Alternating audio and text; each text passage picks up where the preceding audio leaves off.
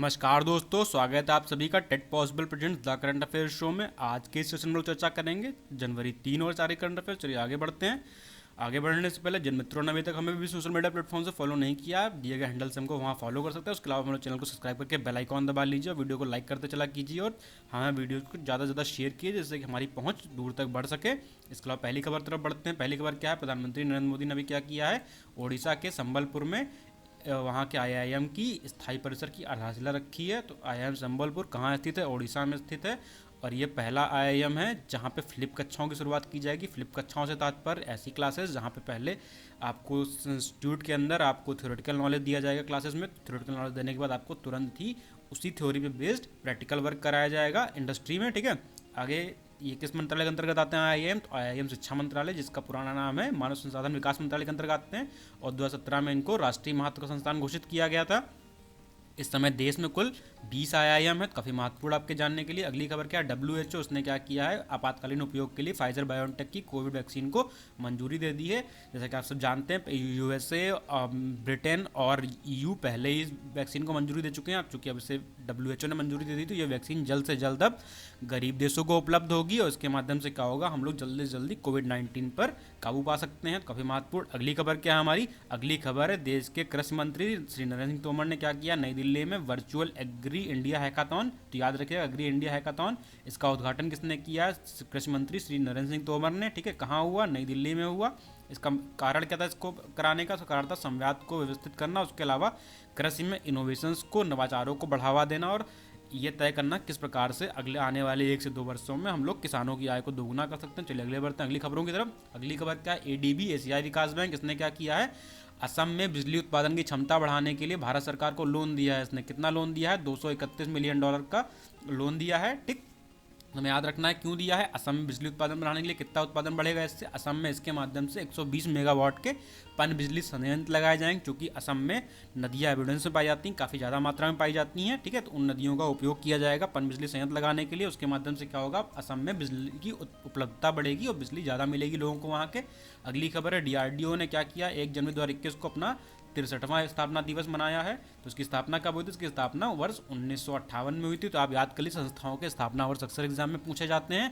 तो इसकी स्थापना वर्ष 1958 में हुई थी। इसका हेडक्वार्टर कहाँ है? इसका हेडक्वार्टर भारत की राजधानी न्यू दिल्ली में इसका हेडक्वार्टर है। ठीक है, याद रखिएगा। वर्तमान में जी सतीश रेड्डी क्या है? जी सतीश रेड्डी इसके चेयरमैन हैं। तो इस साल डीआरडीओ का लक्ष्य क्या है? इस साल डीआरडीओ का लक्ष्य है किस तरीके से ज़्यादा से ज़्यादा निर्यात किया जाए, निर्यात को बढ़ावा दिया जाए। उसके अलावा हाल ही में आपको मैंने खबरों में बताया था कि भारत सरकार ने आकाश मिसाइल सिस्टम के निर्यात को मंजूरी दे दी है डीआरडीओ को। तो काफ़ी महत्वपूर्ण। अगली खबर क्या है? अंतर्राष्ट्रीय वित्तीय सेवा केंद्र कहाँ स्थित है? गुजरात के गांधीनगर में स्थित है। कहाँ?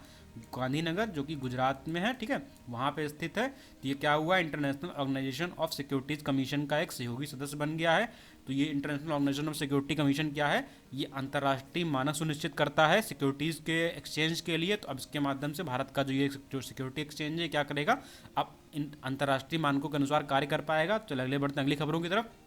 अगली खबर है हमारी, उत्तर प्रदेश सरकार ने क्या किया? हाल ही में किसानों की आय को दोगुना करने के लिए एक नया कार्यक्रम चलाया है। उसका नाम क्या है? किसान कल्याण मिशन। क्यों चलाया है? किसानों को आय को दोगुना करने के लिए किसने चलाया है? उत्तर प्रदेश सरकार ने। उत्तर प्रदेश सरकार की योजना है और आने वाली सुपर टीटी परीक्षा के लिए काफ़ी महत्वपूर्ण हो जाता है ये कि योजना अक्सर पूछी जाती हैं एग्जाम्स में। तो याद रखिएगा कि आय को दोगुना करने के लिए कौन सी योजना चलाएगी किसानों की? तो किसान कल्याण मिशन चलाया गया है। इसका कारण यह भी चूंकि अभी देश किसान आंदोलन देख रहा है, तो किसानों को, आंदोलित किसानों को संबल देने के लिए, उनको आंदोलन को उनके ख़त्म कराने के लिए इस तरीके के मिशन चलाए जा रहे हैं जिससे कि किसानों को लगे कि हाँ उनका फ़ायदा है। ठीक है, अगली खबर तरफ बढ़ते हैं। पेट्रोलियम प्राकृतिक गैस मंत्रालय, इसने क्या किया है? हाल ही में घोषणा करी है इसने कि कोविड-19 संकट के दौरान प्रधानमंत्री उज्ज्वला योजना के तहत 14 करोड़ से अधिक मुफ्त सिलेंडर बांटे गए। तो काफ़ी महत्वपूर्ण, आप डिजिट याद रखिएगा। 14 करोड़ से अधिक, आप पेपर में अक्सर पूछी जाती हैं डिजिट। ठीक है, कितना क्या हुआ? तो किस योजना में? प्रधानमंत्री उज्ज्वला योजना में। किसने किसने घोषणा की है? घोषणा की है पेट्रोलियम प्राकृतिक गैस मंत्रालय ने। तो आपको यहाँ से भी पता होना चाहिए कि प्रधानमंत्री उज्ज्वला योजना किस मंत्रालय की योजना है? तो पेट्रोलियम और प्राकृतिक गैस मंत्रालय की योजना, जिसके मंत्री कौन है? धर्मेंद्र प्रधान इसके मंत्री हैं इस मंत्रालय के। ठीक है, आगे बढ़ते हैं अगली खबर तरफ। हाल ही में भारत सरकार ने घोषणा की है कि RODTEP, जिसका मतलब होता है रेमिशन of duties taxes on export products. ठीक है, इन पे क्या किया है? इस योजना के तहत मिलने लाभ को सभी वस्तुओं के लिए बढ़ा दिया जाएगा। जितनी वस्तुएं भारत से निर्यात की जाती हैं उन सभी को इस योजना का लाभ दिया जाएगा। तो ये योजना वर्ष 2020 में लाई गई थी। इसके पहले एक योजना चलती थी, उस योजना को खत्म किया क्योंकि WTO ने उस योजना पे ऑब्जेक्शन किया था। तो योजना को खत्म करते हुए ये योजना भारत सरकार लेके आई है। इसके माध्यम से भारत के निर्यात को बूस्ट मिलेगा और इसके तहत क्या किया जाएगा, केंद्रीय, राज्य और स्थानीय स्तर पर शुल्क और की प्रतिपूर्ति के लिए एक तंत्र बनाया जाएगा। काफी महत्वपूर्ण। अगली खबर तरफ बढ़ते हैं। अगली खबर है हमारी 51वां अंतर्राष्ट्रीय फिल्म महोत्सव कहाँ आयोजित होगा? गोवा में आयोजित होगा। कब से कब तक? 16 से 24 जनवरी तक। ठीक है, तो याद रखिएगा।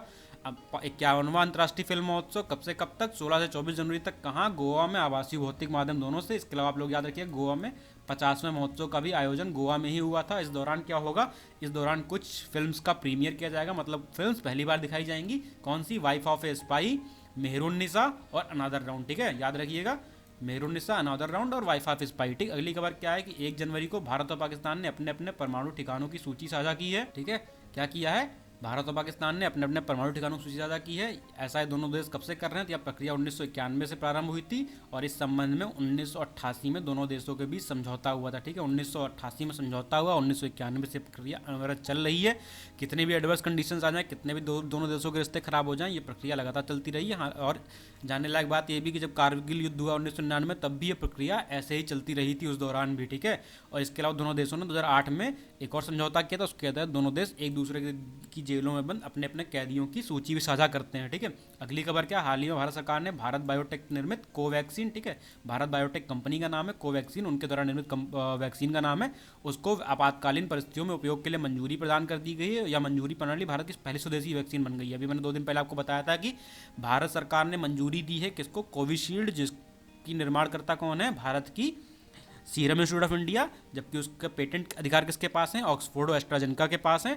उसको भी मंजूरी प्रदान की थी। ठीक है, उसको भी आपातकालीन उपयोग के लिए मंजूरी प्रदान की थी। अब भारत बायोटेक की वैक्सीन को भी मंजूरी प्रदान कर दी गई इस क्रम में। चलिए, ये थे आज के करंट अफेयर। इसके अलावा हमारे फेसबुक पेज पर जाके करंट अफेयर क्विज भी अटेम्प्ट कर सकते हैं। ठीक है, वहाँ पे daily current affair quiz post किए जाते हैं। आप देखिए आपकी तैयारी किस स्तर पे है। ठीक है, इसके अलावा आप लोग कमेंट करके जरूर बताइएगा कि हमारे वीडियोस में क्या कमी है जिनको आगे हम सुधार सकते हैं। और हमारे फेसबुक पेज की लिंक नीचे डिस्क्रिप्शन बॉक्स में दी हुई है। आपको हमारा ये वीडियो कैसा लगा आप हमें बताइए। उसके अलावा अगर आपको वीडियो अच्छा लगा तो वीडियो को लाइक कीजिए, हमारे वीडियोस को शेयर कीजिए और हमारे चैनल को सब्सक्राइब करके बेल आइकॉन दबाइए।